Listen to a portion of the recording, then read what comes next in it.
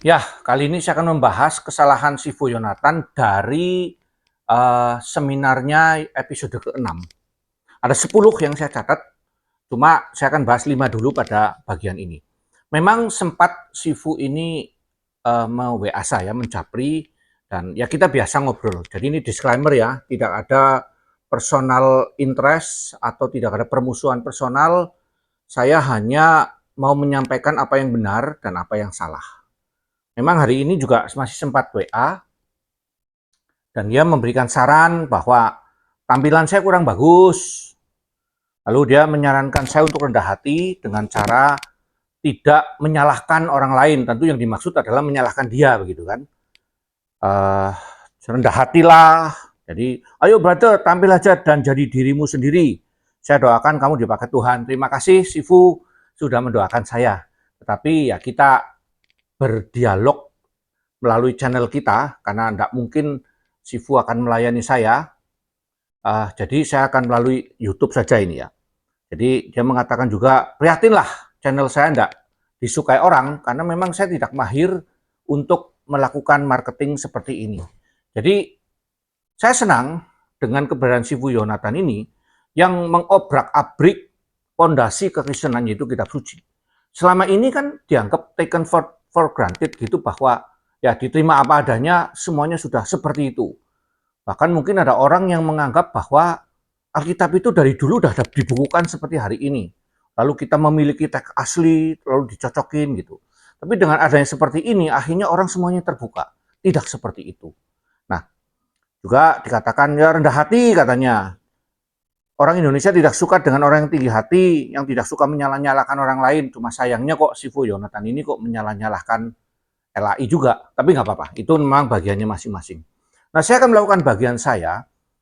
Saya akan mencatat 5 saja kesalahan kali ini, nggak terlalu panjang. Nah, sebelum berbicara 5 kesalahan ini, saya akan membahas dulu dari 10 kesalahan sebelumnya, itu sebenarnya menjadi dasar dari kesalahan yang ke-11. Dari 10 kesalahan epistemologis, misalnya Sifu Yonatan mengatakan Alkitab yang benar itu dari gereja, dari konsili, lalu tidak pernah direvisi, 0 kesalahan. Padahal Alkitab yang dia pakai tidak pernah ada konsili yang mengesahkan satu Alkitab kanon. Tidak. Tidak ada teks yang dikanon. Karena teks itu banyak sekali salinannya. Jadi bohong semuanya kalau dikatakan ada Alkitab yang dikanon. Yang kedua, gereja yang dia maksud itu gereja ortodok Yunani sebenarnya. Satu sempalan dari gereja ortodok. Jadi gereja kan pecah dua lah ya, barat dengan timur gitu. Nah, di timur itu nanti ada sempalan lagi ortodok timur dan ortodok oriental. Nah, di dalam ortodok timur ada ortodok Yunani. Nah, yang dipakai ini dari gereja ortodok Yunani. Nah, tentu hal yang tidak masuk akal kalau satu gereja dia dipakai kitabnya sebagai pondasi seluruh gereja yang lain. Sementara gereja-gereja rasuliah menganggap juga apa yang dipegang adalah Alkitab yang paling benar. Sehingga seluruh klaim-klaim kesalahan inilah yang mendasari dari kesalahan yang ke-11. Oke, di dalam episode yang ke-6, kesalahan yang ke-11 ini adalah seluruh klaim itu didasarkan kepada asumsi-asumsi kosong yang tidak ada datanya sama sekali. Ini salah, itu salah. Yang ke-11. Jadi tidak pernah netizen atau pendengar atau jemaatnya ditunjukkan ini loh yang benar, kata-katanya ini, bahasa aslinya gini. Tidak ada. Lalu juga tidak pernah ditunjukkan ini loh kodek yang benar, tidak pernah ada. Dia cuma mengatakan saya menemukan, saya menerima. Klaim ini sebenarnya kalau pakai akal sehat, kalau para jemaat, orang awam dan netizen pakai akal yang sehat, berpikir secara jernih, apakah para sarjana Ibrani dan Yunani itu mereka orang bodoh? LAI itu sudah dipakai Alkitabnya oleh seluruh gereja di Indonesia, termasuk Katolik dan Ortodok. Nah, apakah diterima mentah-mentah? Tentu tidak. Teolog yang benar, pendeta yang benar, dia akan membandingkan seluruh terjemahan, tidak menerima dari LAI saja. Sehingga kami mengerti bahwa ada perbedaan terjemahan. Kenapa? Karena ada perbedaan teks dari wilayah Alexandria yang lebih tua ditemukan dengan wilayah Bizantium yang baru ditemukan belakangan. Jadi sebenarnya Alkitab yang disebut dengan Alkitab kanon dari Sifu Yonatan ini itu adalah Alkitab yang sudah direvisi, ditambah-tambahi. Nah, klaim-klaimnya itu sebenarnya itu adalah klaim yang kosong semuanya. Kenapa? Karena di dalam teks yang papirus 5 sama papirus 75 misalnya ditemukan abad pertama dan abad kedua dan ketiga maksud saya, itu bunyinya singkat, teksnya singkat. Nanti saya akan membahas di dalam kesalahan yang ke-12. Tadi ini masih ke-11 ya, klaim kosong istilahnya. Di dalam papirus itu, Lukas yang dipersoalkan ayat 23 ayat Lukas 23 ayat yang 34 tadi itu nanti sebenarnya tidak ada di dalam teks Alexandria atau papirus yang paling tua. Sehingga ketika itu ada di dalam teks yang dia klaim sebagai teks Bizantium, itu adalah tambahan. Oke, itu kesalahan yang ke-11. Jadi klaimnya kosong semua, salah semua. Ya maaf ya, saya harus terus terang nih Sifu. Saya tetap menghargai sebagai Sifu dan saya suhu dari Jekundo sama-sama Sifu begitu. Tapi saya harus mengatakan Anda salah. Yang ke-12, ini kontradiksi di dalam diri Sifu Yonatan itu sendiri. Pada episode sebelumnya 1-5, dia mengajukan satu klaim bahwa LAI mencontoh SSY1. Jadi TB1 mencontoh SSY1, sehingga pada waktu itu Sifu Yonatan berkata, maka menurut teori kemungkinan ini LAI apakah mencontoh SSY1. Ini sebuah framing seakan-akan LAI itu ada kerjasama dengan saksi Yehova untuk menyeret kepada bidat kekristenan yang ada di Indonesia ini. Tetapi menarik, di dalam episode yang ke-6 ini, dia mengatakan apa? Kok beda TB2, terjemahan baru 2 yang sudah direvisi dari terjemahan baru 1 di LAI itu, katanya tidak sama dengan saksi Yehova 2. Aneh katanya. Loh, ya enggak aneh. Ini kontradiksi. Katanya SSY1 dicontoh oleh TB1, lalu dianggap LAI itu sama dengan SSY. Begitu masuk terjemahan baru 2 yang sudah direvisi ini, berbeda dengan SSY, dikatakan aneh. Lah ini sebuah pikiran kontradiksi di dalam diri Sifu Yonatan ini sendiri. Karena dia menganggap bahwa harusnya sama. Lah beda-beda kok. Mereka bidat, sini gereja yang sejati. Kenapa harus sama dengan SSY? Nah ini persoalan mendasar sekali. Kenapa selalu membandingkan dengan SSY? SSY itu ya bidat. Sementara gereja Trinitarian itu ya gereja yang sejati, yang mewarisi ajaran Rasul. Jadi kesalahan yang ke-12 ini adalah dia mencoba menjejerkan dengan saksi Yehova. Nah, padahal jelas di dalam bagian yang terakhir ini, yang terakhir ini yang ke-7 ya, yang hari sudah mulai tampil kemarin. Yang ke-6 ini dia mengatakan, wah ini aneh, SSY saja menampilkan. Kenapa LAI di dalam TB2 tidak menampilkan? Nah ini pikiran yang kontradiksi. Nah sekarang yang ke-13, kesalahan yang ke-13. Kesalahan yang ke-13 adalah doktrinnya salah. Doktrinnya salah. Nah perhatikan ya. Ayat dalam Lukas 23 ayat 34 yang mengatakan bahwa Bapa ampunilah mereka. Dia anggap sebagai Yesus mengampuni seluruh manusia. Loh, ini doktrin ngawur ini.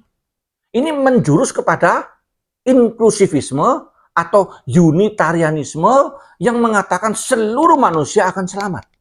Saya tidak tahu doktrinnya dia. Tetapi mengatakan bahwa semua manusia ditebus. Nah, kalau sudah ditebus, tidak perlu lagi bayar hutangnya. Tidak perlu lagi diperbudak. Persoalannya kita tahu, mereka yang katanya sudah ditebus sampai mati kadang-kadang tetap tidak menerima Yesus. Jadi apakah Yesus menebus orang-orang yang sudah ada di dalam neraka? Apakah Yesus menebus orang kaya yang ada di dalam neraka, di dalam Hades atau Sheol itu, di dalam dunia maut itu? Tentu tidak. Kenapa? Dia salah di dalam mengartikan. Pada waktu Yesus mengatakan itu, dia mengatakan orang-orang itu tidak tahu bahwa mereka sedang menyalibkan Tuhan yang tidak bersalah, yang sedang menjelma menjadi manusia, berinkarnasi. Jadi bukan bicara seluruh manusia.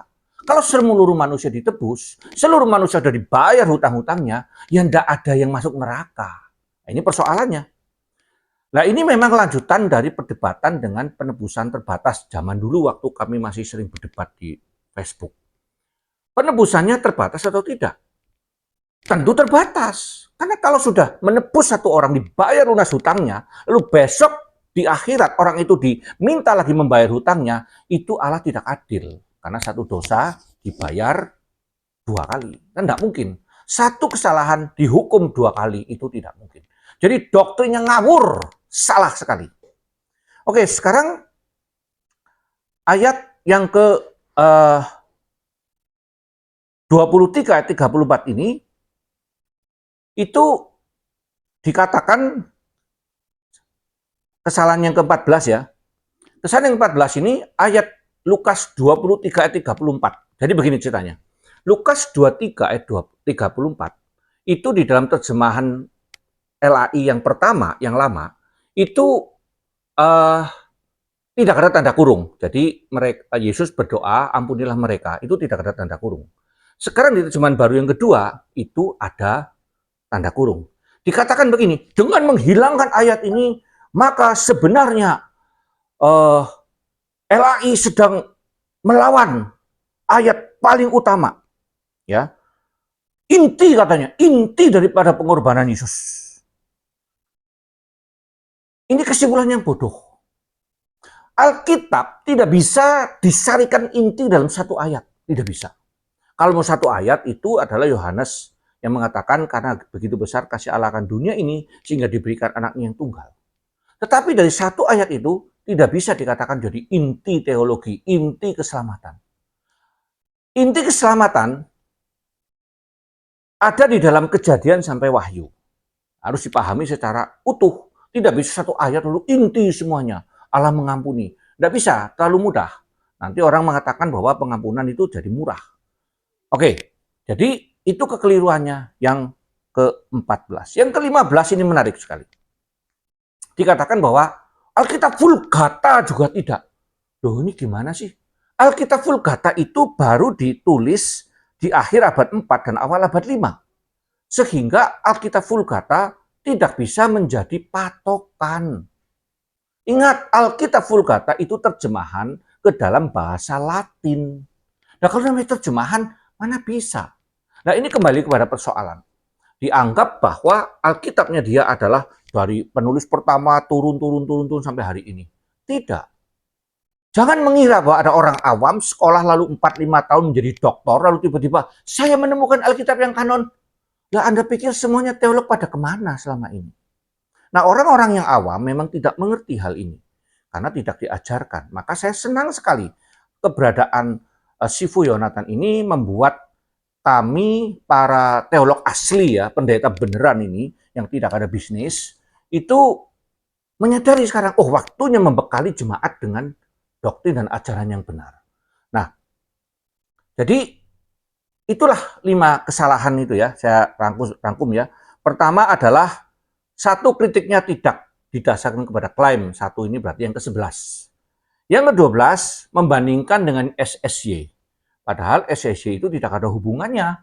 Malah sekarang dia menunjukkan sendiri dalam episode ke-6 bahwa SSY 2 berbeda dengan TB 2. Yang ketiga, yang ke-13, doktrinnya salah karena menganggap bahwa Allah menebus seluruh umat manusia.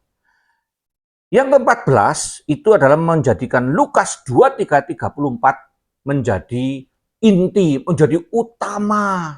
Nah, bagi saya ini adalah sebuah hal yang keliru ketika satu ayat saja dijadikan yang utama. Padahal ayat itu kemungkinan besar adalah ayat tambahan. Maka dikasih tanda kurung. Kenapa? Karena dalam Alkitab teks yang lebih tua, ayat itu tidak ada.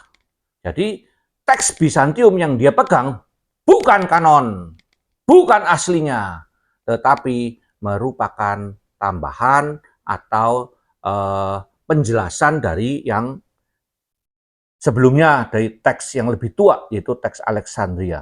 Yang ke-15 adalah menjadikan teks Vulgata.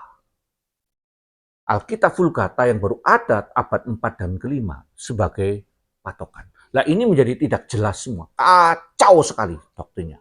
Kalau memang mau mengatakan salah, harusnya dari yang asli.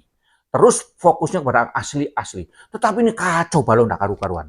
Sebentar ke SSY, sebentar ke Vulgata, lalu SSY diomong katanya ditiru oleh TB, sekarang TB-nya berubah jadi katanya jadi aneh, SSY aja pakai. Ini sangat tidak konsisten. Nah, saya kira ini mesti dipahami oleh para pendengar, netizen awam yang memuja-muja karena dia bergelar doktor. Saya sendiri tidak mau terlibat dengan bisnisnya dia. Hari ini dia melaporkan sudah ada pendeta-pendeta dari beberapa gereja yang memesan 1.000 dan minta segera dicetak. Ya, enggak apa-apa. Ini adalah bagian dari sebuah kampanye atau promosi Alkitab. Memang di dalam bisnis, kalau mau hebat, itu serang yang paling utama. Jadi misalnya saya mau membuat minuman semacam Coca-Cola begitu, saya akan gempur Coca-Colanya. Lalu saya obrak-abrik, oh salah, ini sesat, dan sebagainya. Sehingga waktu saya jualan, saya mengatakan ini asli loh, walaupun nggak jelas juga. Saya nggak akan membahas yang itu ya, karena itu silakanlah bisnis masing-masing. Cuma saya kira, saya perlu menjelaskan, saya menjelaskan ini sebagai seorang pengajar, sebagai seorang hamba Tuhan yang sudah bersekolah belasan tahun untuk mendapatkan pengertian tentang Alkitab, saya harus menyatakan bahwa apa yang diomongkan itu salah sejak dari akar, bahkan bukan akar. Tanah ibarat pohon, tanah tempat dia mengambil sari-sari makanan sudah salah, yaitu kesalahan epistemologis. Lalu asumsinya menjadi salah juga, tapi orang nanti tidak tahu, jadi saya sekarang membahas mulai kesalahan kesekian. Saya menduga 6.577 kesalahan yang diomongkan tentang LAI itu justru adalah kesalahannya dia sendiri. Kita lihat sampai berapa banyak, saya akan terus tanggapi. Nanti episode ke-7 sudah dikirim linknya tadi siang dari Sifu sendiri. Saya akan dengarkan, saya akan catat kesalahannya ada berapa. Tapi dari yang episode ke-6 kesalahannya ada 10. Nanti sore mungkin saya akan tampilkan lagi yang ke-16 sampai ke-20. Henoko.